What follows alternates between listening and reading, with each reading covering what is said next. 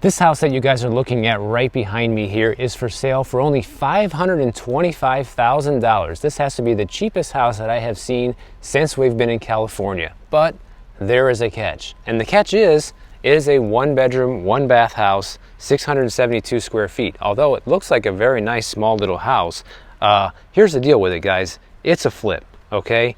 Because they purchased this house back in September of 2022, so only a year ago, for $435,000. And then in March of this year, they listed it for sale for $595,000, had done a few price cuts ever since, and now they're down to $525,000. So who knows what this house is actually gonna sell for, but man, paying about $3,500, basically $3,600 a month is what it would cost you with the mortgage payment, 20% down right now, $3,600 a month for a 1-bedroom, 1-bath house.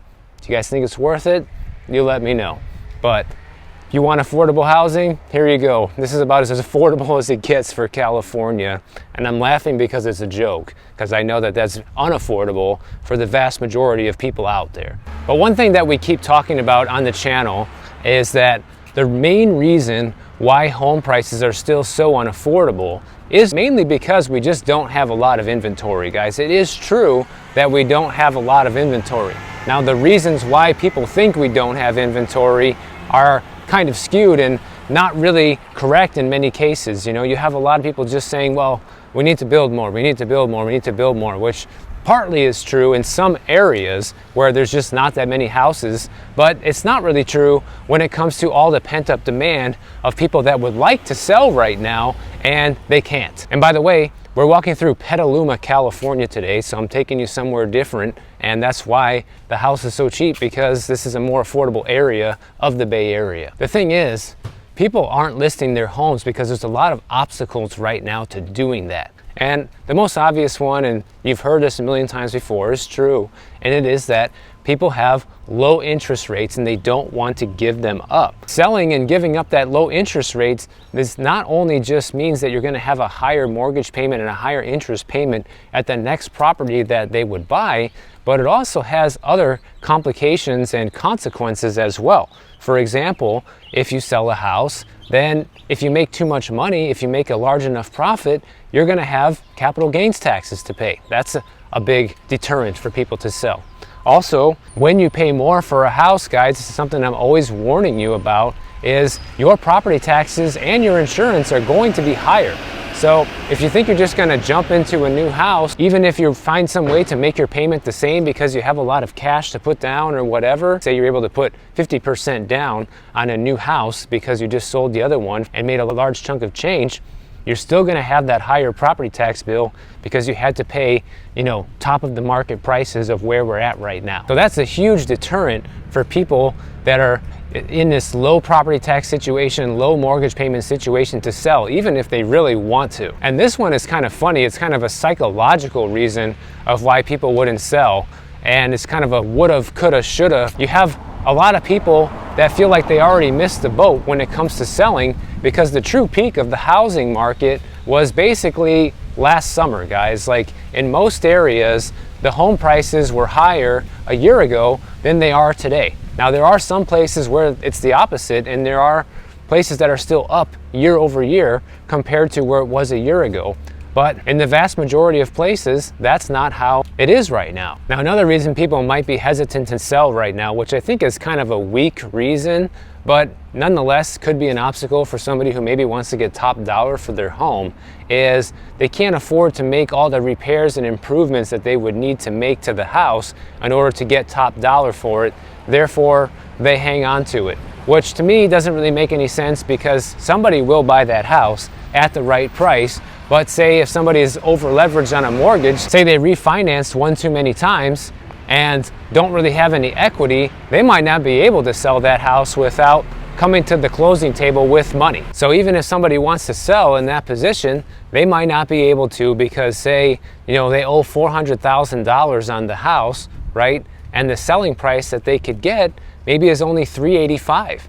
So in a situation like that, they can't actually sell because they're essentially upside down on their mortgage. But maybe if they improve the house, maybe if they got it up to modern day standards, maybe they could sell it for $550 and actually walk away with a little bit of a profit. But the problem is they don't have the money to do it, and guess what? They can't pull the equity out of the house either because they've already done that once too many times before, and that's why they're in this situation. So people like that cannot sell without having a loss on their hands, essentially. Now here's another big obstacle for sellers right now.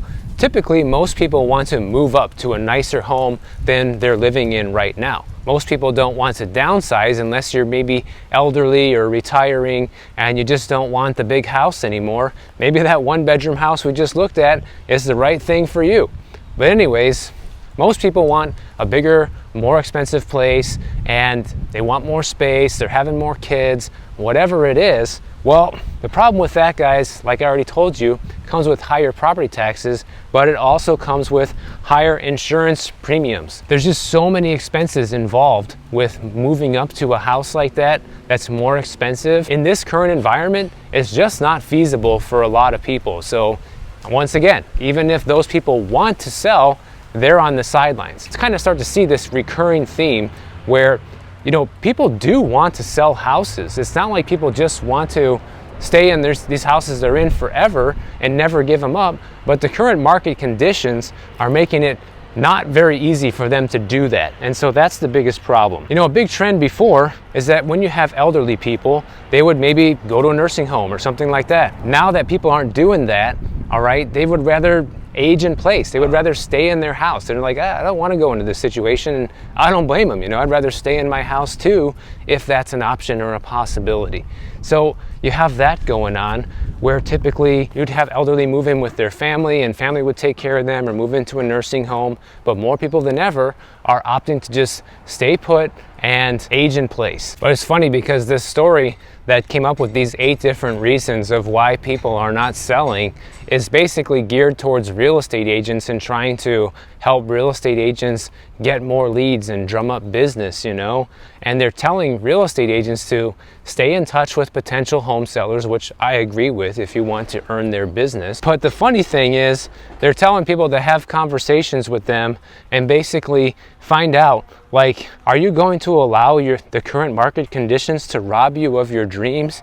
Basically using some kind of like psychological tactic to sort of trick people into listing now and moving into an undesirable situation because of dreams. Like, forget about dreams, guys. Wake up. This is reality. Dreams. I mean, what dreams? Dreams are at nighttime when you're sleeping.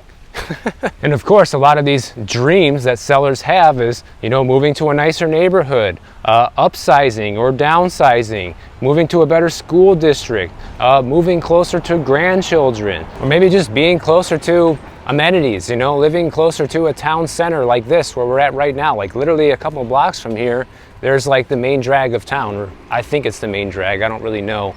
We'll walk over there. And those are all the dreams that sellers are supposedly giving up if they don't list and sell right now, which is just also a big fat lie from the real estate business, because real estate agents need to sell houses to stay in business, guys. That's just the reality. And once again, looking for ways to try to get people to jump in. Just like they tell buyers all these different lies about being able to refinance, they're trying to use the psychological plays on sellers to get them to list in an unfavorable situation. I mean, the reality is you don't ever really have to convince anybody to list their home for sale. People know when they're ready and they're just done. You know, they need to move. They've just had enough of whatever it is that they're doing and they're ready to go. You know, every seller I've ever met, I didn't ever have to convince them of anything. They were already ready to sell, and they just wanted somebody that they could trust to handle the transaction. So once again, you have these sales tactics at play that are trying to get people into this market right now. You know, mortgage brokers are doing it, real estate agents are doing it, lenders are doing it, because the market's dead, guys. Transactions have dropped off to like 30-year lows. Interest rates now are like 7.5% or higher. For most people, it's probably over 8% now if you don't have stellar credit and financials. So this market is at a complete frozen standstill, and they have to do and say anything to get people to try to get into it. Now let's move on to a little local story here. I saw yesterday watching the news on YouTube. That's where I watch some of my news. I watch everything on YouTube, just like probably a lot of you guys do. Well, check this out. Target is closing 9 stores, okay? And 3 of them are right here in the Bay Area. And the other ones are in Portland, Oregon, and New York. And what do you think the reason is they're closing the stores? Oh yeah, that thing called crime and shoplifting. You know, somebody asked me in the comments in yesterday's video of when I'm gonna move to California. And my answer was when California stops having state income taxes, when gas isn't $6 a gallon, and they start arresting criminals, guys, because this isn't something that we deal with in Florida. You don't see these mass stealing sprees in Florida where they go in there and, you know, have 40, 50 people rob the store. And if they did, they'd all be behind bars, you know? But here, they just let it run rampant like it's no big deal.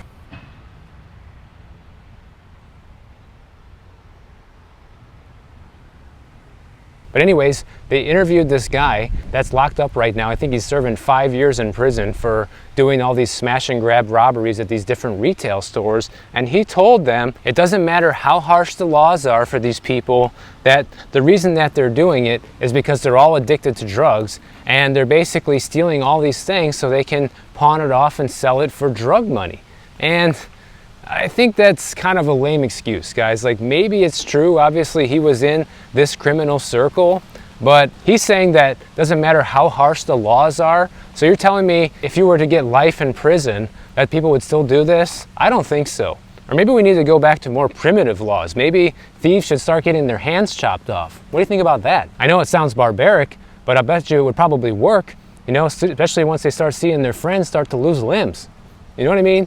It's getting to a point where something needs to be done, and whatever it is that they're doing, trying to take this, you know, soft and humane approach, whatever, isn't working. You know, it wasn't that long ago that people used to get hung for crimes. You go back 150 years ago, people used to be hung, guys. And it wasn't even that long ago that many states had the death penalty for different crimes. Now, obviously a lot harsher ones than just stealing, but you get my drift. What I'm trying to say is that, you know, basically the law has gotten too soft on these criminals, and that's the real reason why this crime is able to run rampant. And, you know, their desire to perform these crimes could be fueled by drug addiction, but it's not like harsher penalties couldn't stop it, because I think it absolutely could. Now, one of the Bay Area stores that they're closing is the only Target that exists in Oakland, California. And here's the crazy part. This Target's only been open since 2019. They had to go through tremendous hoops and loops to get this Target to open up there to begin with, and only 4 years later, it's closing down because the crime is so bad. From January 1st of this year until right now, the police say that they have responded to 105 calls to this Target location, okay? And people call the police there from anything from hit and runs outside in the parking lot, people behaving erratically, obviously theft, loud arguments, alarms going off in the middle of the night, burglaries, all sorts of crap that's going on as no one's doing anything about. Now, obviously the attorney generals here in California that are allowing this to happen should obviously all be fired, and they need to get people in there that can really do something and start prosecuting these criminals, because it's getting to the point where it's all completely out of hand. I know it's a little noisy, guys, but I just wanted to walk down this main street a little bit just to show you guys a little bit of the town here in Petaluma. I've never been here before either, so it's all new for me as well. Got this hotel right here, kind of decorated for Halloween a little bit.